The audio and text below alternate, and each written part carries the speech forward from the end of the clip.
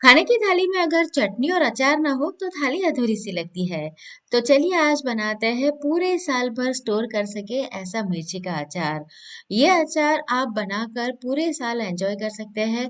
कुछ ऐसी बातें हैं जरूरी कि जो अचार बनाते वक्त आपको ध्यान में रखनी है, जिससे आपका अचार बहुत ही बढ़िया बनेगा, स्वाद में भी इतना बढ़िया बनेगा और पूरे साल भर तक के बिल्कुल वैसा ही बना रहेगा। तो चलिए इसे बनाना शुरू करते हैं। हेलो दोस्तों, मैं हूं हेतल और किचन क्राफ्ट रेसिपी में आप सभी का बहुत बहुत स्वागत है। तो चलिए आज की मज़ेदार रेसिपी बनाना शुरू करते हैं। सर्दियों के मौसम में इस तरह की अचार बनाने वाली मिर्च मार्केट में बहुत ही आसानी से मिल जाती है। तो यहाँ पर मैंने 500 ग्राम ये मिर्ची ली है। पानी से अच्छे से इसे मैंने साफ कर लिया था, फिर सूखे कपड़े से पोंछ लिया है। अब इसका डंठल वाला जो हिस्सा है ना, उसे हमें अलग कर देना है, क्योंकि मिर्ची है ना अक्सर वहीं से बिगड़ती है। तो पूरे साल भर के लिए बना रहे हैं तो डंठल आप जरूर निकाल लें।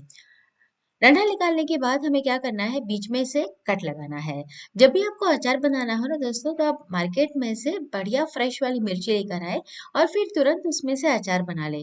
घर में 2-3 दिन अगर आप मिर्ची को रह देंगे तो वो नरम हो जाएगी, और फिर आप पूरे साल भर बना रहे हैं तो हो सकता है कि वो बिगड़ भी जाए। तो मार्केट में से फ्रेश मिर्ची लाइए और फिर तुरंत ही फटाफट उसका अचार बनाइए। तो देखिए यहाँ पर मैं सारी मिर्ची को इस तरीके से बीच में कट लगाकर तैयार कर लेती हूँ। उसके बाद हमें क्या करना है, उसमें हल्दी और नमक डालना है। तो हल्दी यहाँ पर मैंने ली है 1 से 1.5 टीस्पून के करीब, और नमक मैंने लिया है 1.5 टेबल स्पून भर के। दोनों को मिला लेंगे और मिर्ची के अंदर इसे हमें भरना है। इससे क्या होगा कि मिर्ची के अंदर से थोड़ा भी पानी होगा ना, इसके अंदर जो भी मॉइस्चर रह जाता है वो निकल आएगा नमक की वजह से। और फिर मिर्ची को हम तैयार करके सुखाएंगे, जिससे कि हमारा अचार बहुत ही बढ़िया बनेगा और पूरे साल भर तक ये बिल्कुल खराब नहीं होगा। सभी मिर्ची के अंदर मैंने हल्दी और नमक अच्छे से लगा लिया है। अब इसे इस तरीके से मिला लेंगे ताकि कहीं पर भी अगर नमक या हल्दी नहीं लगी है मिर्ची के ऊपर की तरफ तो वो अच्छे से लग जाए। अब इसे ढककर 1 घंटे के लिए छोड़ देंगे। आपके पास समय है तो आप 2 घंटा भी छोड़ सकते हैं, लेकिन कम से कम 1 घंटा रखना जरूरी है। तो देखिए, नमक की वजह से हल्की सी इसके अंदर नमी आ गई है। बहुत ज्यादा पानी नहीं छूटेगा, बस हल्का आपको ऐसा चिपचिपा लगेगा। तो अब हम क्या करेंगे, एक किचन पेपर ले लेंगे और उसके ऊपर ये सारी मिर्ची को हम इस तरीके से सुखाएंगे। तो ऐसा नहीं है कि आपको बस ये प्लेट के ऊपर पूरी मिर्ची को पलट देना है, एक एक मिर्ची को आप इस तरीके से रखते जाएंगे और इसे हमें सुखाना है। पंखे के नीचे अगर आप इसे रखते हैं तो 1 घंटे में ये सूख जाएगी, लेकिन अगर आप जैसे खिड़की के पास इसे रख रहे हैं तो 2 से 3 घंटे इसे आप खुली हवा में छोड़ दीजिए, ताकि अच्छे से ये ड्राई हो जाए। देखिए, पूरे साल भर जब हम अचार बनाकर स्टोर करते हैं ना, तो अगर उसमें बिल्कुल भी मॉइस्चर रहता है तो क्या होता है कि वो जल्दी से बिगड़ जाता है, इसमें फंगस लग जाती है। तो मिर्ची सूखती है तब तक हम मसाला तैयार करेंगे। तो यहाँ पर मैंने 2 टेबल स्पून भर के साबुत वाला धनिया लिया है। उसे हल्का रोस्ट करना है ताकि इसके अंदर भी कोई मॉइस्चर ना रहे। तो ये अभी रोस्ट हो गया है। गैस की आंच को आप बिल्कुल स्लो रखिएगा ताकि बिल्कुल भी ये जले नहीं। हमें इसको रोस्ट करना है, लेकिन इसका कलर चेंज नहीं होना चाहिए। एक प्लेट में निकालेंगे। साथ में यहाँ पर मैंने लिया है 1.5 टेबल स्पून भर के सौंफ।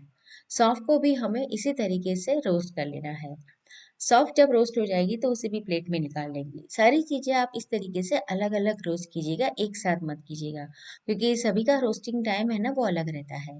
अब यहाँ पर मैंने ली है ये मेथी की दाल, जिसे साबुत मेथी आती है ना, उसे दर दरा जब ग्राइंड कर लेते हैं तो ऐसी दाल बन जाती है। हमारे यहाँ तो इसे मेथी का कुरिया बोलते हैं, लेकिन कई जगह पर मेथी की दाल ऐसा भी बोलते हैं। आपके यहाँ क्या बोलते हैं इसे कमेंट में मुझे जरूर बताइएगा, ताकि मुझे भी पता चले।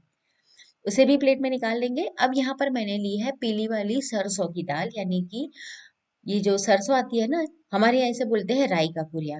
तो उसे भी हमें सौते करना है, वो मैंने आधा कप लिया था और उसे हम एक अलग प्लेट में निकालेंगे, उसे साथ में नहीं रखना है।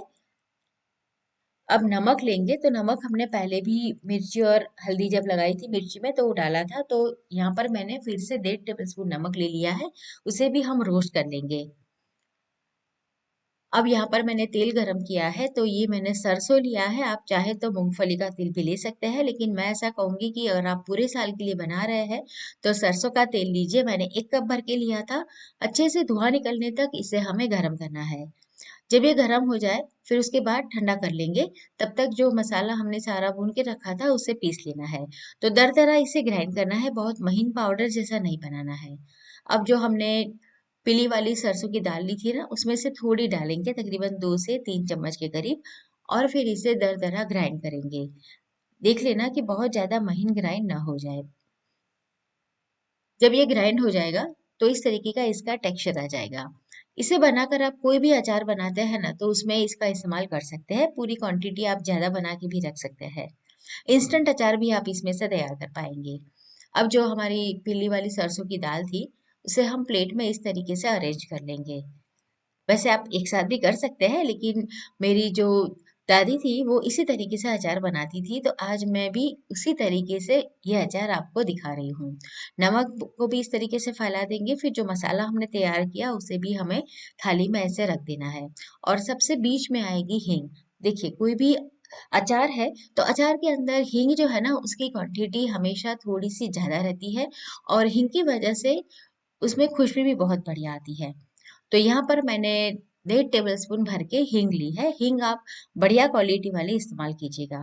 अब जो हमने सरसों का तेल गरम किया था वो भी ठंडा हो गया है, तो उसे भी इसमें डाल देंगे और मिला लेना है। मिलाने के बाद क्या करेंगे, इसे ढककर रख देंगे 5 से 10 मिनट के लिए। ऐसा करने से क्या होगा कि सारे मसाले है ना, उसकी जो खुशबू है वो तेल के अंदर आएगी, और आपका जो अचार है ना, जब भी आप अचार की बोतल खोलेंगे तो बहुत बढ़िया खुशबू आएगी उसमें से। और ये मैं पूरे साल भर के लिए बना रही हूँ, तो मैंने इसके अंदर तेल की क्वांटिटी ज़्यादा ली है। अगर आप इंस्टेंट बनाकर खा रहे हैं तो तेल की क्वांटिटी वो कम भी कर सकते हैं। तो इसे ढककर छोड़ देते हैं 10 मिनट के लिए। उसके बाद हमें क्या करना है, ये जो मसाला हमने तैयार किया है ना तेल के साथ, उसे अच्छे से हाथों से फेंटना है, और ये जो मिर्ची है ना उसके अंदर भरना है। तो तकरीबन 5 से 7 मिनट के लिए हम इसे हाथों से इस तरीके से फेंट लेंगे। ऐसा करने से बहुत बढ़िया अचार में स्वाद आता था, ऐसा मेरी दादी कहती थी। तो 5 से 7 मिनट फेंटने के बाद ये जो मसाला तैयार हुआ है उसे हम मिर्ची के अंदर भरेंगे।